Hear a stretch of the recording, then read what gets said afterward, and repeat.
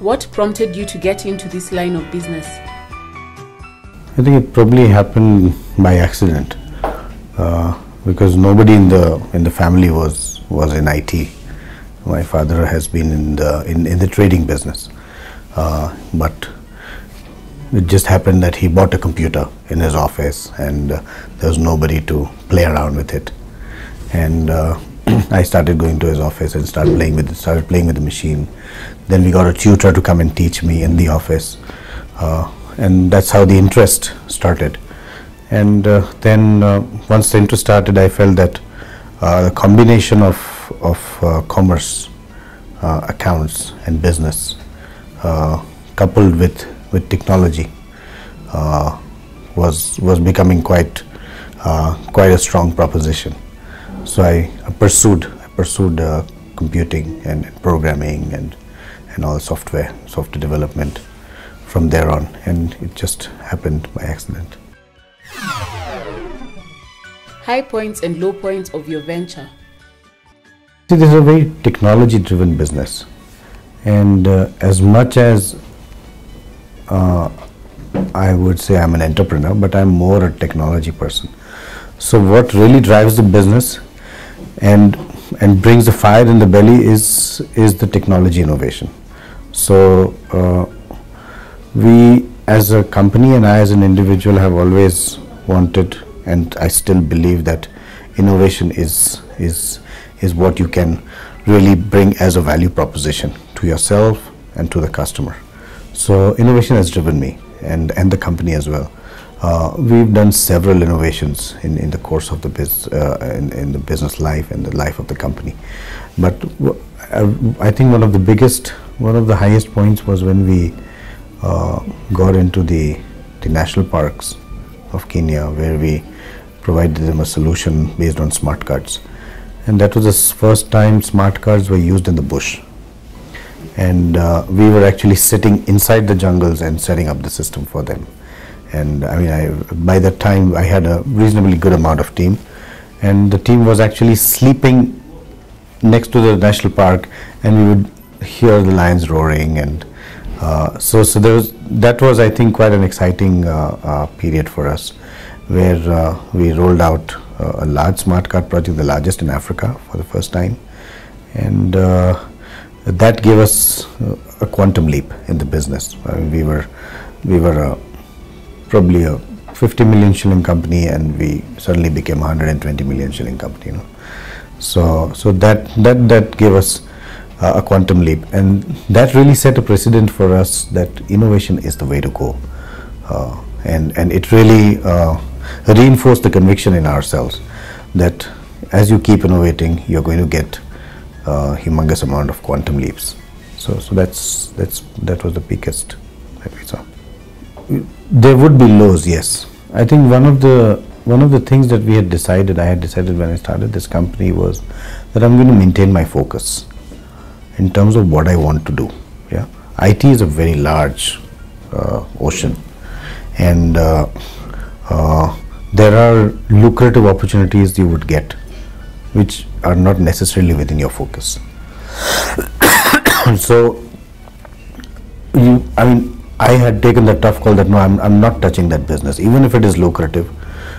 From a long-term perspective, I know I'll not be able to sustain it.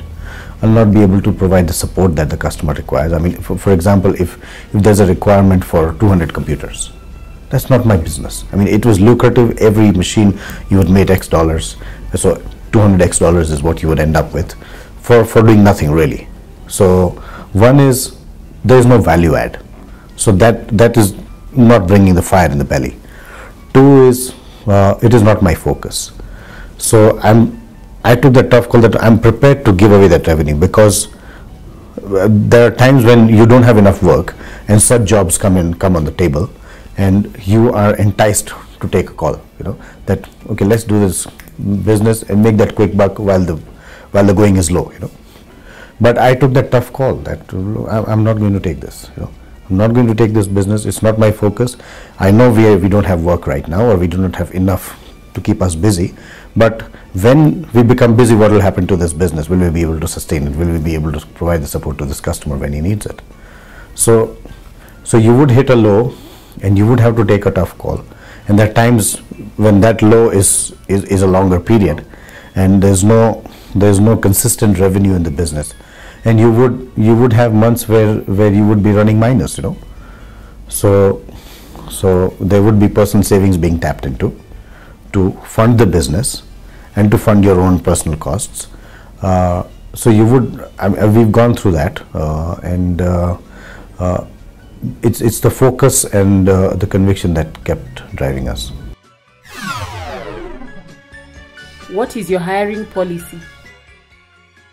You see, there are two high-level skills that one would require. One is the technology skills, and two is the soft skills.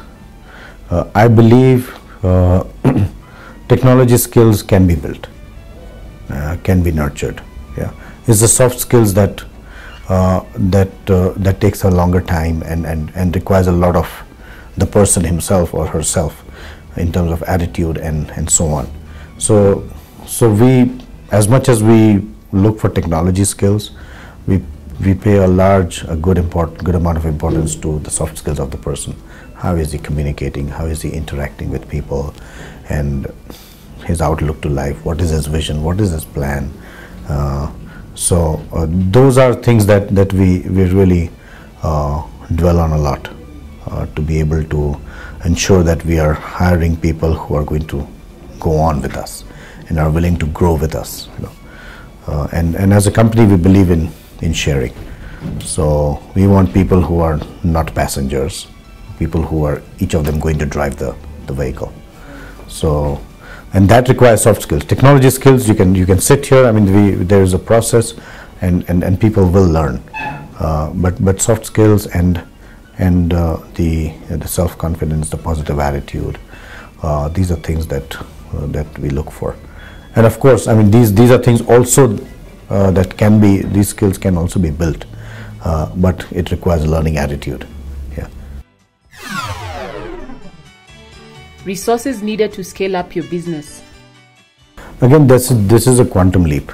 It means that we'll have to really change the way we think, change the way we do business, and change what we're currently offering. It's not enough, and it means that we have to tap into the future technologies, which is mobile technology, web technology, and so on.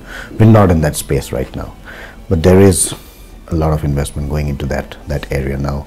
We recognize that futuristic technologies are mobile computing and web computing and so on. So these technologies is where we are going to put our efforts. How do you balance work and personal life? See, as I said earlier, the entrepreneur in the front is what people see. Yeah, but he's not the only one who's compromising. Everybody behind the scene is compromising. So the family compromises big time, and I think differently. A lot of people say that when they're really workaholics and compromise on family time, they would go back home and say, "Look, who am I doing this for? You know, I'm doing this for you guys. You know." So, but I think differently. I mean, yes, the compromises are being made by everybody. As much as I'm not getting time with my family is also compromising their time that they would want of me. But we have sat together and spoken about this as a family, that look, all of us are making a compromise, and we are building a business and a legacy that's going to go on. It may not necessarily be for the family. If the family comes into the business, I mean, it's not by design, it's by choice. But otherwise, it's a legacy that we're building together, and I'm not the only one who's going to, take the credit for it. So there are times when you would take away family time and do some work, so one is the understanding within the family that we are all working towards building this legacy, and we're all going to benefit from it, both financially and otherwise. And the other thing is, whenever you have some little free time, then you really want to go and catch up with the family. And then that's when I would like to switch off myself. Unfortunately, in the service business, you don't switch off your mobile phones and Blackberries, but you would switch off from work. And when you're with the family, you're 100% with them. And even if you spend 20 minutes quality time with the family, it is like having spent 3-4 hours together, you know. And there are little things that one would do, like my wife and I, we would drop the kids in the morning. It's a 10-minute drive from home to school, but that 10-minute is quality, focused time, no disturbance, no distractions, and we are only talking, just the 4 of us, and we're together. So we've learned to take advantage of the little pockets of time that we all get to just be together and spend a little time with each other. What are your future plans? You know, a couple of years back, we decided that we want to become a global company. So we want to be that process has already started. We've gone and put our flag in various countries, and our strategic plan is to become a billion-shilling company by 2012. And in the next 5 years, we'll probably become 2 billion shillings. What kind of CSR activities are you involved in?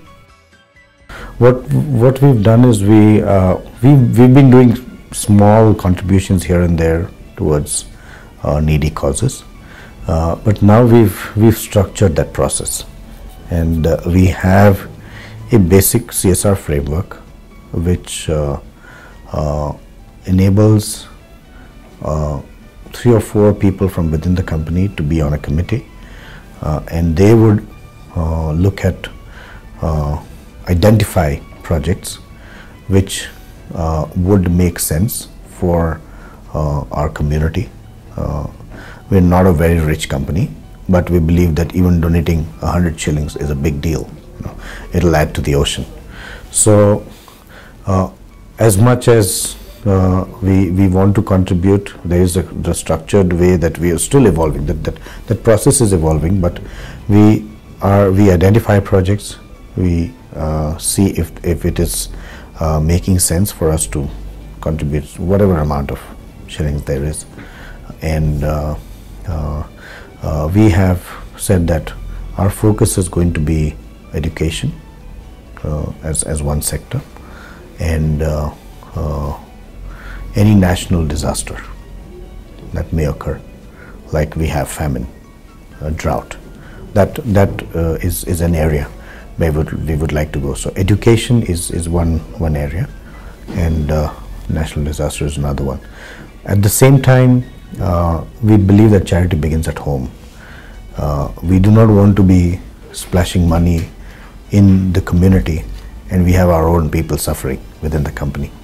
So if there is any need for any individual within the company, we have a method of either loaning that person or subsidizing the cost of that requirement.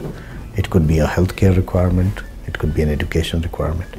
So over a period of time, in the next 1 or 2 years, we will be establishing Compulynx Foundation, which will enable us to have a platform which will then start working more closely with the community.